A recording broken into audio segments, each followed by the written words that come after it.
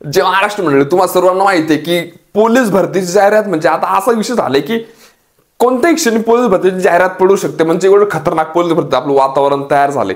तर हे पोलीस भरतीचं वातावरण तयार झाले ना, तर आपल्याला आता पोलीस भरतीबद्दल संपूर्ण पूर्ण माहिती तुम्हाला माहिती असली पाहिजे आणि प्लस तुमचं ग्राउंड 47+ आणि लेखी 90+ कशी जाईल तुम्हाला याचं सुद्धा टॅक्टिस असलं पाहिजे.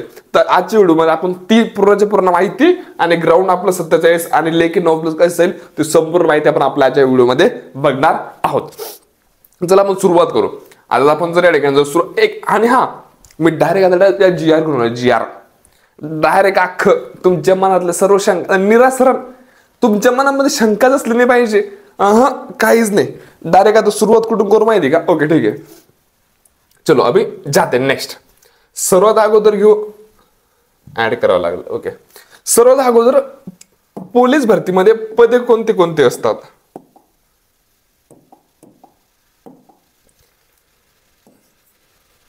हा कलर नाही रे, मला पिवळा कलर पाहिजे. यो यो यो येलो कलर बडावाला.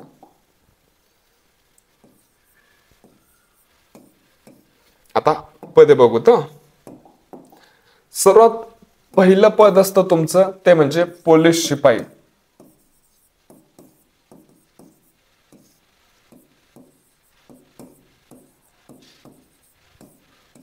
कारण की काय, तुम्ही फॉर्म भरतायत पण मग पद कोणते कोणते तुम्हाला तुम्ही माहिती पाहिजे ना. 2 नंबरला असतं तुमचं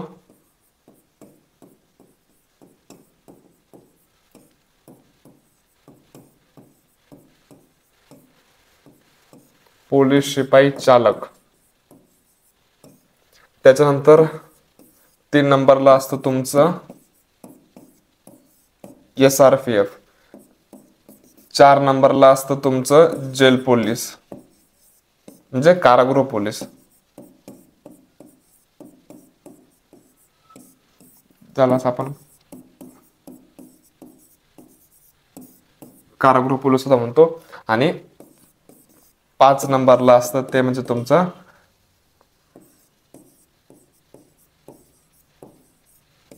बॅट्समॅन. असे एकूण तुमच्या या ठिकाणी 5 पद आहेत. आता हे जे 5 पद आहेत, 5 पदांना मुलं 5 फॉर्म भरू शकतात, पण मुली जे आहेत तर 5 फॉर्म नाही भरू शकत. मुली कुठे कुठे फॉर्म भरू शकतात? मुली पोलीस शिपाईसाठी फॉर्म भरू शकतात, पोलीस शिपाई चालक साठी फॉर्म भरू शकतात. SRPF साठी आता मान्यता देण्यात आली, पण या भरतीमध्ये पद मुलींसाठी नाही आहेत. त्याच्यानंतर जेल पोलीसला भरू शकतात, बॅट्समॅनला नाही भरू शकत. तर मुली किती फॉर्म भरू शकतात? मुली 3 फॉर्म भरू शकतात. मुलं तुमचे एकूण 5 फॉर्म भरू शकतात आणि मुली तुमच्या 3 फॉर्म भरू शकतात. पहिली संकल्पना या ठिकाणी क्लिअर झाली. पुढे जाऊयात. आता बघा, आता पदांत झालं. जर आता आपण पुढे गेलो, आता पुढे कोणती गोष्ट येते? ओके, आता सर्वात अगोदरची गोष्ट येते ती म्हणजे तुम्हाला पोलीस भरतीसाठी लागणारी कागदपत्रे.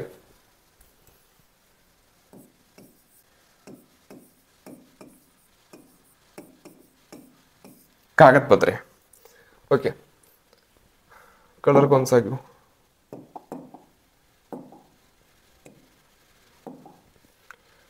सर्वात पहिले तुम्हाला या ठिकाणी लागतं 10वी आणि 12वीचं बोर्ड सर्टिफिकेट.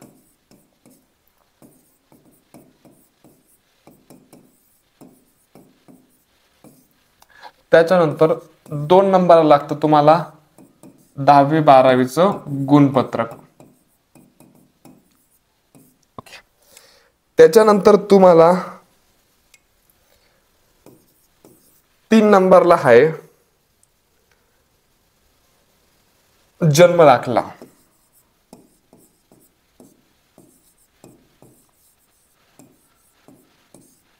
त्याच्यानंतर 4 नंबरला आहे या ठिकाणी जातीचे प्रमाणपत्र म्हणजेच कास्ट सर्टिफिकेट.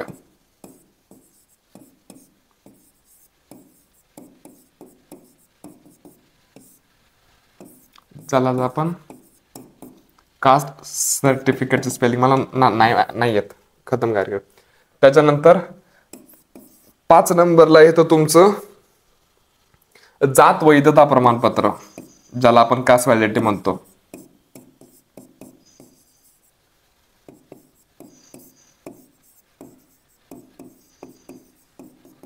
आता हे जे जात वैधता प्रमाणपत्र आहे ना, हे सध्या तुमच्याकडे फॉर्म भरताना नसलं तरी चालेल, तुम्ही भरती झाल्याच्या नंतर सुद्धा देऊ शकतात. म्हणजे हे नथिंग इम्पॉर्टंट. ओके. त्याच्यानंतर 6 नंबरला येतं तुमचं ते म्हणजे MSc ITI. हे पण तुमचं भरती झाल्यानंतर सुद्धा देऊ शकतो, आता नसलं तरी चालेल. हे पण तुमचं नथिंग इम्पॉर्टंट. त्याच्यानंतर 7 नंबरला आहे या ठिकाणी खेळाडू प्रमाणपत्र म्हणजे स्पोर्ट्स सर्टिफिकेट.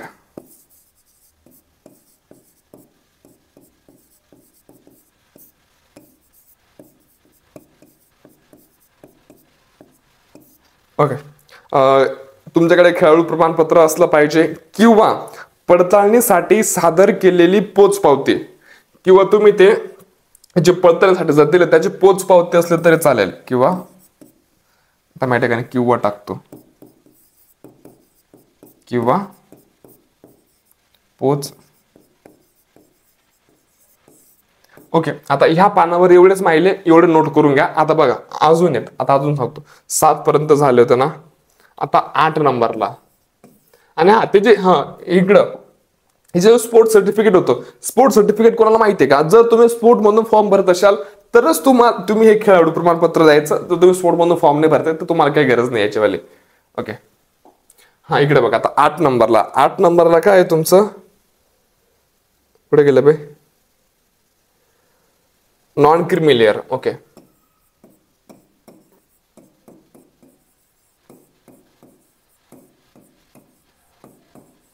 आता नॉन क्रिमिनल, आता नॉन क्रिमिनल संदर्भात लोकांच्या मनामध्ये लय शंका आहे की सर नेमकी नॉन क्रिमिनल कोणाला लागतं कोणाला लागत नाही.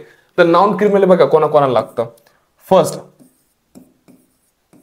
ओबीसी वाल्यांना लागतं, त्याच्यानंतर विजे वाल्यांना लागतं, त्याच्यानंतर एनटी मध्ये सर्व A B C D सर्व, आणि लास्टला येतं SBC. तर नॉन क्रिमिनल कोणाला लागतं, OBC, विजे, NTA, NTB, NTC, NTD आणि SBC.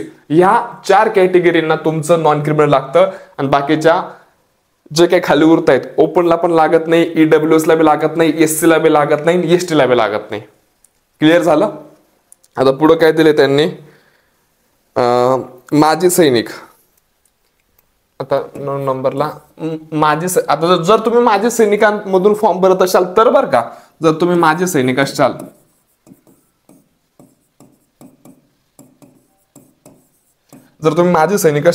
तर तुमच्याकडे डिस्चार्ज प्रमाणपत्र,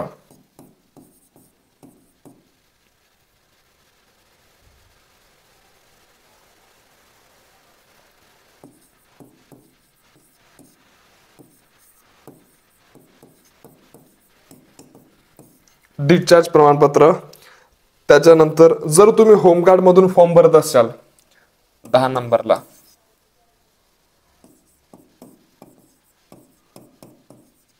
जर तुम्ही होमगार्ड मधून फॉर्म भरत असाल तर तुमच्याकडे ते एक प्रमाणपत्र असतं, ते 1095 दिवस पूर्ण झाल्याचं.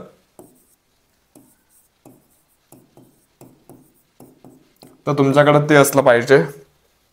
जर तुमचे 1095 दिवस पूर्ण झालेले असतील तरच तुम्ही ते फॉर्म भरू शकतात. काय म्हणतात त्याने माहिती का, गृहरक्षक दलाकरिता आवश्यक असलेले प्रमाणपत्र, म्हणजे जे प्रमाणपत्र लागतात ना ते प्रमाणपत्र, म्हणजे 1095 दिवसाचं प्रमाणपत्र नाही, जे तुमचं होमगार्डचं काय प्रमाणपत्र असतं ना ते. आणि हा बाकीचं अजून जर म्हटलं 11 नंबरला प्रकल्पग्रस्त मधून जर तुम्ही फॉर्म भरत असाल तर तुम्ही ते प्रकल्पग्रस्त द्यायचं.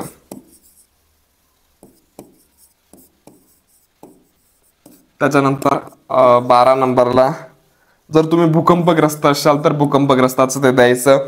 जर तुम्ही अंशकालीन असाल तर त्याचं, EWS असाल तर त्याचं. आणि हा एक अजून 13 नंबरला एक गोष्ट ऍड करतो, NCC. जर तुमच्याकडे NCCचं C सर्टिफिकेट असेल तर तुम्ही फॉर्म सी सर्टिफिकेट ना. ओके, हा, जर सी सॅट असेल तुमच्याकडं तर तुम्हाला 5 मार्क जास्तीचे भेटतात.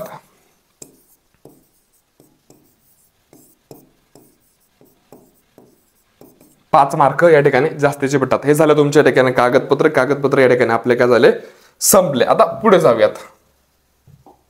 आता पुढे बघा, कागदपत्रानंतर काय येतं माहितीये का, आता वयोमर्यादा.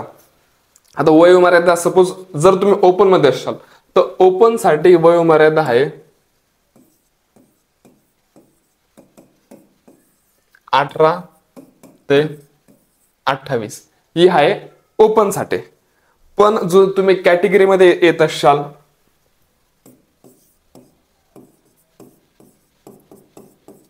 जर तुम्ही कॅटेगरी मध्ये येत असाल तर तुम्हाला 5 वर्षाची सूट आहे. 18 ते 33 पर्यंत तुम्ही भरू शकतात. त्याच्यानंतर जर तुम्ही प्रकल्पग्रस्त असाल,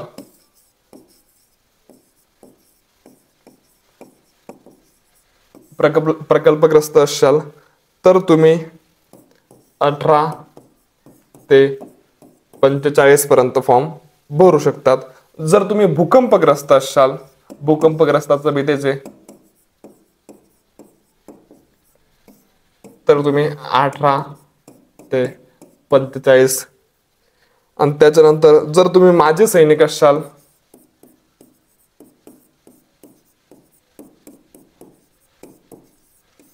माजी सैनिकांसाठी उमेदवारास सशस्त्र दलात झालेल्या सेवे इतका कालावधी अधिक 3 वर्ष, म्हणजे रिटायरमेंटचे तुमचे ते 3 वर्ष.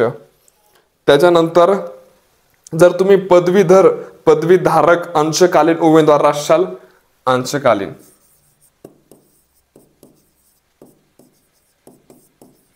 अंशकालीन असाल तर तुम्ही 18 ते 55 पर्यंत फॉर्म भरू शकतात. बाई 55 ला फॉर्म भरतील आणि किती 58 ला रिटायर आहे, 3 वर्षात रिटायर होतील. 1 वर्ष तुमचा ट्रेनिंग मध्ये जाईल, काय 2 वर्ष सर्व्हिसचे. आता माजी सैनिकावर अवलंबून असलेले मुलगा मुलगी पत्नी उमेदवार 18 वर्ष, 28 प्लस 3 वर्ष 33 वर्ष. ठीक, काय विषय नाही.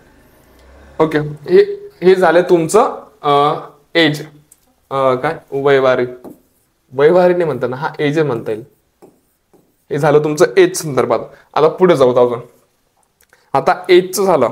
आता शैक्षणिक पात्रता.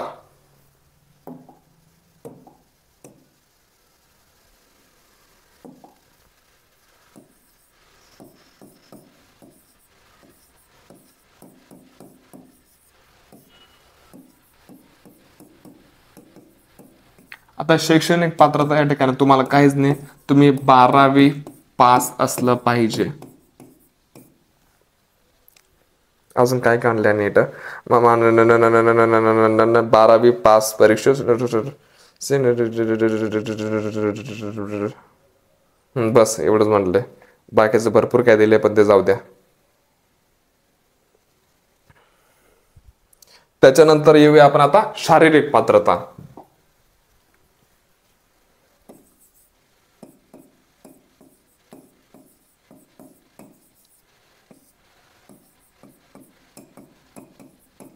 आता शारीरिक पात्रता. तर शारीरिक पात्रतामध्ये सर्वात अगोदर घेऊया आपण उंची.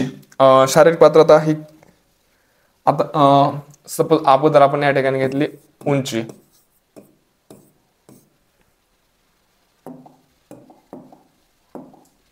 इथे सर्वात अगोदर मुलं आणि मुली. आता हे बघा, उंची इथे मला खाली का, उंची मुलांना लागते या ठिकाणी 165 सेंटीमीटर आणि मुलींना लागते 155 सेंटीमीटर. 155 सेंटीमीटर आणि तृतीय स्वतःची. ठीक आहे, त्याच्या उंची झाली. उंचीनंतर येते छाती. आता छाती मुलांची न फुगवता 79 सेंटीमीटर पाहिजे आणि फुगवल्यानंतर फुगवून 5 सेंटीमीटर पाहिजे, फुगवून 5 सेंटीमीटर फुगली पाहिजे. हे झालं तुमचं छाती आणि उंची. मुलींना नाही. ओके, झालं. ही झाली शारीरिक पात्रता. आता पुढे जर गेलं, पुढे काय अजून, आता येऊया आपण शारीरिक चाचणीवरती.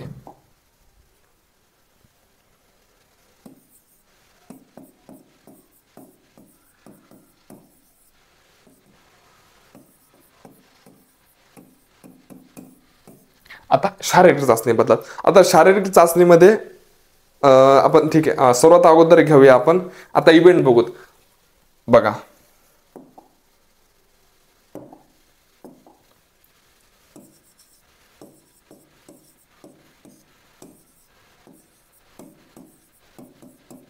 आता अगोदर आपण पुरुष उमेदवार घेतला. आता पुरुष उमेदवाराला कोणते कोणते इव्हेंट आहेत?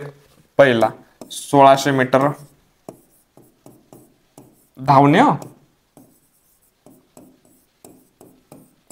त्याच्यानंतर 100 मीटर धावणे,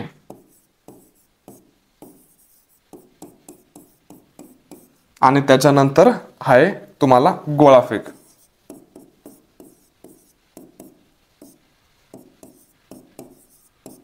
तसंच आता मुलींसाठी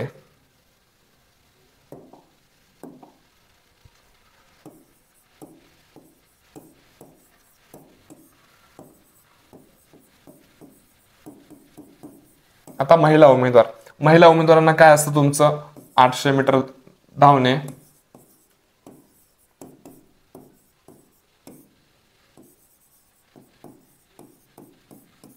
त्याच्यानंतर 100 मीटर धावणे,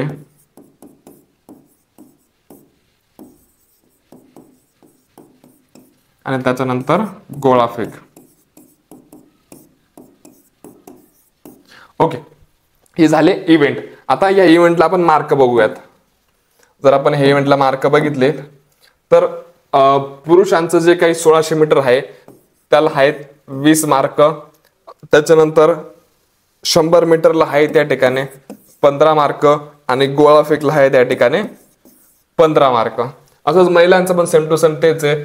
800 मीटरला आहेत 20 मार्क, 100 मीटरला आहेत 15 मार्क, आणि गोळाफेकला आहेत 15 मार्क. हे झाले तुमचे मार्क. तुम्हाला लिहायचं असेल तुम्ही लिहून घेऊ शकतात. हे झालं तुमचं मार्कांचं डिव्हायडेशन. भाई मी इकडे पाठ फिरवली, मी इकडे तोंडच करून राहिलो यार, चुकीचं आहे. हा, हे झालं आपली शारीरिक चाचणी. आता पुढे जाऊयात.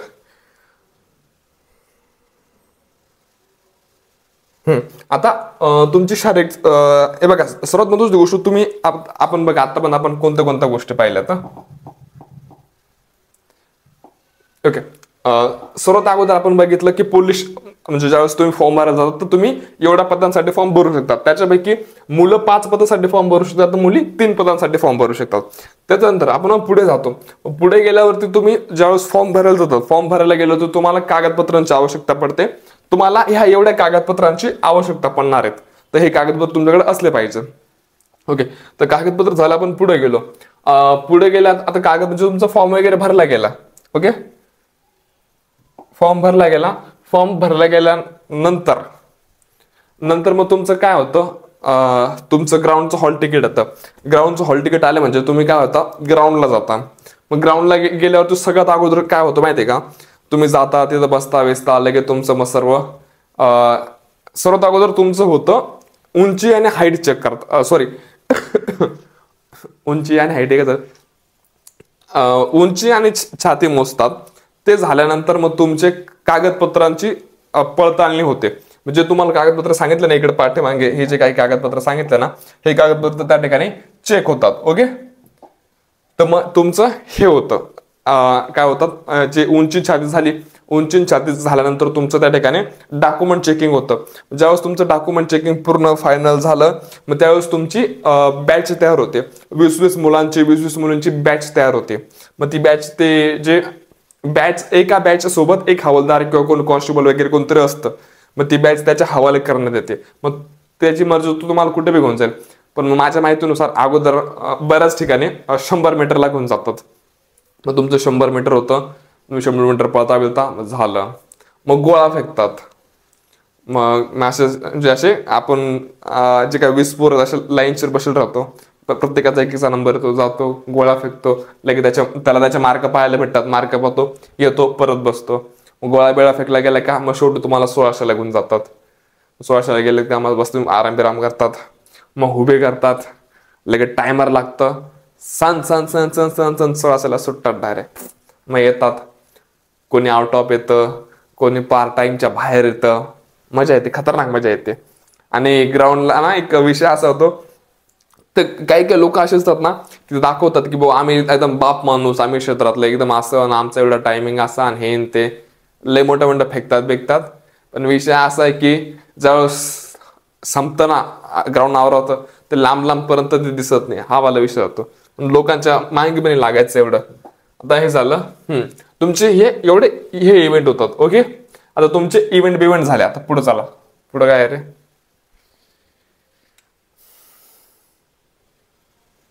आता हे इव्हेंट झाले. आता महत्वाची गोष्ट, आता हे तुमची टोटल 50 मार्काची जे ग्राउंड होतं तुमचं, हे टोटल 50 मार्काचं होतं. किती होतंय? टोटल 50 मार्काचं होतं.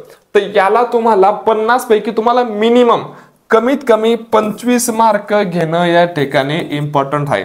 जर तुम्हाला 25 पेक्षा कमी मार्क असतील तर तुम्ही लेखी परीक्षेसाठी पात्र होऊ शकत नाही. तसं मेरिट लागते, म्हणजे एवढी कमी मेरिट लागतच नाही. पण सपोज एखाद्या जिल्ह्याची लागली बघ कमी मेरिट, तर कमीत कमी 25 लावू शकतो. 25च्या खाली मेरिट नाही जात, कारण 25च्या खाली जो जातो तो नापासून जातो, हा वाला विषय. तर मग काय होतं, ग्राउंड होतं. ओके, तर मग आपलं ग्राउंड वगैरे होतं. मग ग्राउंड वगैरे झाल्यानंतर विषय काय होतो, नंतर येतो तुमची लेखी परीक्षा. आता लेखी परीक्षेमध्ये तुमचे एकूण टोटल 4 विषय असतात. 4 विषय कोणते कोणते? मराठी व्याकरण, सामान्य ज्ञान ज्याला आपण जीके म्हणतो, गणित आणि बुद्धिमत्ता. ओके, हे आपले टोटल 4 विषय असतात. आणि जर मार्कांचं डिवायडेशन बघितलं, मराठी व्याकरणाला 25 मार्क, सामान्य ज्ञानाला 25 मार्क, गणिताला 25 मार्क आणि बुद्धिमत्तेला 25 मार्क, असे टोटल तुमच्या ठिकाणी 100 मार्काचे जी काही आहे पेपर होत असतो. ओके, आणि आता हे तर झालं आपलं पेपराचं. मग सपोज आता तुम्ही पेपरचा आता पुस्तकांबद्दल जर काय करतोय रे,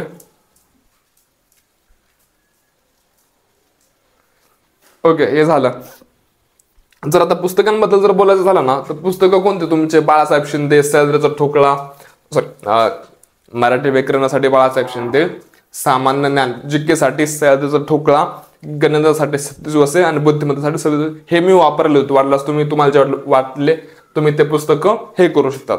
आता हे बघा, पुस्तक वाचूनच अभ्यास होईल असं नाही. आता सपोज जर तुम्ही पुस्तकातून जर अभ्यास करताय तर तुम्हाला काय टायमाला 12 महिने लागू शकतात. पण जर तुम्ही एका शिक्षकाकडून शिकले तर तीच गोष्ट तुम्ही 6 महिन्यामध्ये शिकू शकता. कसं आहे माहितीये का? 6 महिन्यात का? कारण की त्या शिक्षकाला ऑलरेडी अनुभव आहे त्या गोष्टींचा, म्हणून तो ती गोष्ट तुम्हाला लवकर शिकवू शकतो. आता हे झालं. आता बरेच लोक ठिकाणी अकॅडमी लावतात. आता अकॅडमी बद्दल जर आपण बोलायला गेलो ना, आता नाही करत अकॅडमी, तुम्ही कोणत्या अकॅडमीचा एक बेसिक फी तुमची 30,000 रुपये प्लस तुम्ही कोणत्या अकॅडमीची बेसिक फी असते, आणि प्लस त्याच्यामध्ये 5,000 रुपये तुमचा राहण्या खाण्याचा खर्च असतो. ओके, हे तुमचे 30,000. आणि जर तुम्ही राहण्या खाण्याचे 12 महिन्याचे पकडले तर ते तुमचे 12 पंचे 60, हे तुमचे 60,000 आणि हे तुमचे 30,000. टोटल या ठिकाणी तुमचा 90,000 रुपये, 90,000 1 लाख रुपये तुमचा खर्च कसा पण होतो. पण हा तेवढा फायदा होतो ती गोष्ट वेगळी आहे. पण आता बरेचशा लोकांची नाही राहत परिस्थिती. हे बघा, आपण 18+ आहोत, पोलीस भरती करतो, दॅट्समॅन आपण 18+ आहोत. आपल्याला कळतं की आपल्या घरच्यांची परिस्थिती काय, आपले घरचे काय कष्ट करतायत. कारण की अकॅडमी लावावीच असं नाही, बरेचसे लोक बिना अकॅडमीचे सुद्धा भरती होतात. आणि सर्वात मोठं उदाहरण द्यायचं समोर तुमच्या समोर बसलेलं मी, विदाऊट अकॅडमी भरती मारली. त्या गोष्टीचा आपण आज बी छाती टोक सांगू शकतो, होतं विदाऊट अकॅडमी सुद्धा माणूस होतं, पण पहिल्या प्रयत्नात सुद्धा होतं. हा वाला विषय.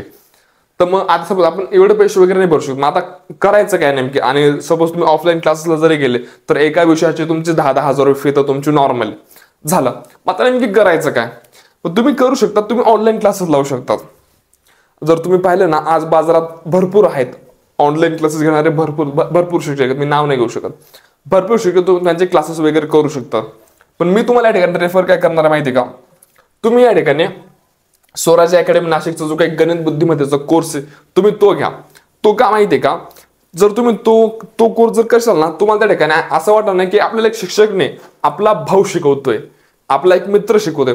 बघा तुम्हाला जर एखादं गणित एखादा शिक्षक समजून सांगतोय आणि तुमचा मित्र समजून सांगतोय, कोणतं लवकर लक्षात जातं? मित्राचं लवकर लक्षात जातं आणि ते शेवटपर्यंत डोक्यात राहतं. एकदा आपण सरांनी शिकवलेलं विसरून जातो आणि सरांचं शिकवलेलं कसं आपण धाकात शिकतो, पण मित्राचं शिकवलेलं कसं, अरे भाई तू मेरा भाई आहे, आपण असं शिकतो. म्हणून मित्राने शिकवलं की असं आपल्याला लवकर लक्षात जातं.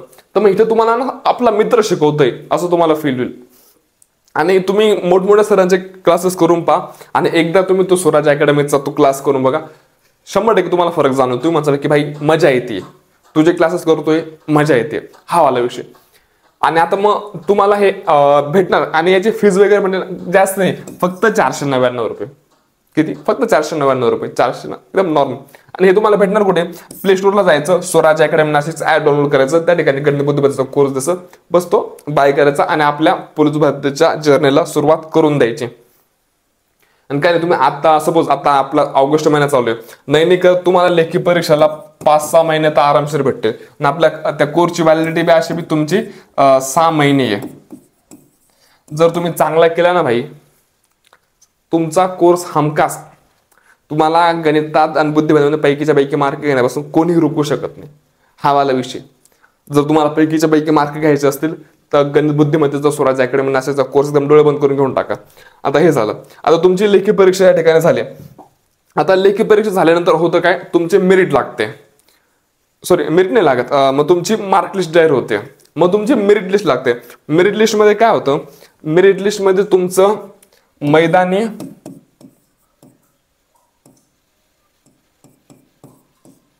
आणि लेखीचे मार्क प्लस केले जातात, दोघांचे मार्क प्लस केले जातात. सपोज मला मैदानीमध्ये होते 47 मार्क आणि लेखीमध्ये होते मला 96 मार्क, टोटल माझे या ठिकाणी झाले होते 143 मार्क.